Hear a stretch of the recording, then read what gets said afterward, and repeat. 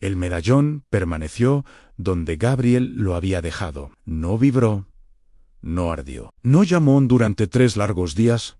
Gabriel pasó por delante de la pequeña mesa de madera sin atreverse a tocarlo. Lo miraba de reojo, como si fuera un animal salvaje dormido que pudiera despertar de mal humor en cualquier momento. Para evitar pensar, se dedicó a tareas inútiles, casi absurdas. Limpió una casa que ya estaba impecable. Caminó por senderos que no llevaban a ninguna parte, perdiéndose en el bosque solo para encontrar el camino de vuelta cuando el sol empezaba a caer. Releyó viejos manuales policiales que había guardado de su vida anterior. Manuales que hablaban de protocolos que ya no existían para él, de un mundo de reglas y certezas que había abandonado. Se repetía a sí mismo que la culpa se disiparía con el tiempo, que el recuerdo se volvería borroso. Pero no lo hizo. La culpa era una sombra pegada a sus talones.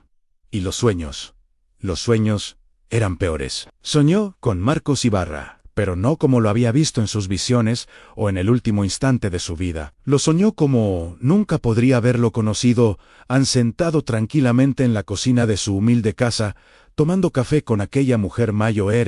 Su madre, probablemente, se estaban riendo. Marcos contaba una anécdota y la mujer sonreía con una ternura que dolía. Estaba vivo, disfrutando de una vida pequeña, frágil, pero absolutamente real. Una vida que él, Gabriel, había extinguido. Despertó con el corazón desbocado, el sudor frío pegado a la frente. La imagen de la risa de Marcos se negaba a desaparecer. Si no hubiera intervenido, pensó, pero la frase se quedó flotando en el aire, incompleta, porque ya no estaba seguro de cuál era la alternativa correcta. Intervenir había matado a un inocente, pero no intervenir, ¿qué haría? ¿Qué consecuencias tendría su inacción? El peso de esa pregunta era insoportable. Mientras desayunaba unas tostadas quemadas y un café amargo, encendió la radio por pura costumbre, para llenar el silencio de la cabaña. Una noticia local, casi rutinaria, se coló entre la música. La voz del locutor sonaba monótona. Las autoridades locales continúan la búsqueda de un sospechoso por la desaparición de una joven en el Distrito Norte. La chica fue vista por última vez anoche al salir de su trabajo. La noticia duró apenas 30 segundos. Nada extraordinario. Nada que gritara urgencia. Antes, en su otra vida, Gabriel habría tomado nota mental del caso y habría seguido con su día. Un caso más, en un mar de estadísticas. Pero ahora conocía el patrón.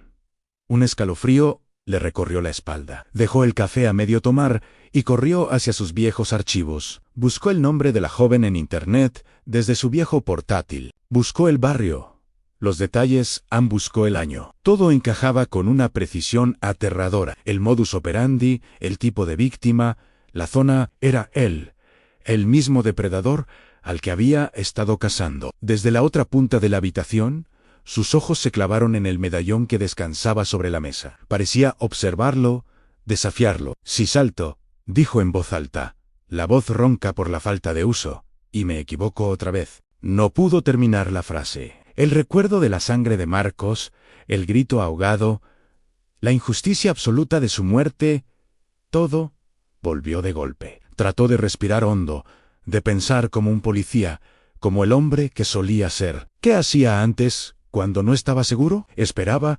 investigaba, recopilaba pruebas, confirmaba cada detalle antes de actuar. Vigilancia, seguimiento, paciencia. Pero el medallón no funcionaba así. El medallón era un salto de fe a ciegas, no había vigilancia prolongada, no había segundas oportunidades. No había forma de confirmar nada. Era un instante. Una decisión brutal en la oscuridad. O actuaba ahora con la información fragmentaria que tenía, o el tiempo seguiría su curso. Y esa joven, tal vez no me necesita, murmuró para sí mismo, buscando una excusa, una salida fácil. Tal vez esto pasa igual, conmigo o sin mí. Quizás la policía lo atrape esta vez. La idea le proporcionó un alivio momentáneo, una pequeña bocanada de aire en medio del ahogo. Duró apenas unos segundos, hasta que recordó la cara sonriente de Marcos en su sueño, hasta que recordó a la familia que había destrozado. No hacer nada también era una decisión, y sus consecuencias podían ser igual de monstruosas. La inacción también dejaba un rastro de sangre. Esa noche, sin saber muy bien cómo, sus pies lo llevaron de vuelta. Caminó por el bosque bajo la luz pálida de la luna hasta llegar a la entrada de la cueva. El aire allí dentro era más frío, más denso. El medallón, que había decidido traer consigo, parecía más oscuro en la penumbra, más antiguo, como si la energía del lugar lo alimentara, como si estuviera volviendo a casa. Gabriel lo sostuvo en la palma de su mano. Esperó la quemazón, la vibración, la orden, pero no ocurrió nada. El metal permaneció frío e inerte. ¿Eso es?, preguntó al aire, a las sombras que danzaban en las paredes de la cueva. ¿Ahora dudas de mí? ¿Ahora que yo dudo de todo? Y por primera vez, un pensamiento completamente distinto se abrió paso en su mente confundida. ¿Y si no era el medallón el que dudaba? ¿O soy yo el que duda de vos?, susurró. ¿Y si este objeto no era una guía infalible, sino una herramienta, un arma, y era su propia convicción, su propia certeza, lo que lo activaba? El silencio en la cueva fue absoluto, pesado, como si el propio mundo contuviera la respiración. Gabriel se dejó caer al suelo, apoyando la espalda contra la fría piedra húmeda. Cerró los ojos, pero esta vez no apretó el medallón. Solo lo sostuvo, pensando. Dejó que las imágenes fluyeran sin control. Vio el rostro asustado de la joven desaparecida en el noticiero. Vio a Marcos, desangrándose en el suelo, por su terrible error. Vio a su propia familia, sus rostros lejanos, casi olvidados, la razón por la que empezó todo esto. Y por primera vez, desde que encontró el medallón, no supo cuál de esas imágenes pesaba más en la balanza de su alma. Todas tiraban de él con la misma fuerza desesperada. «No puedo seguir así», susurró a la oscuridad, la voz quebrada. «Ni matando a ciegas, ni mirando para otro lado. Tenía que haber otra forma. Tenía que haberla». En ese preciso instante, el medallón empezó a calentarse en su mano, pero era diferente. No era la quemazón urgente de antes. No era una orden imperativa.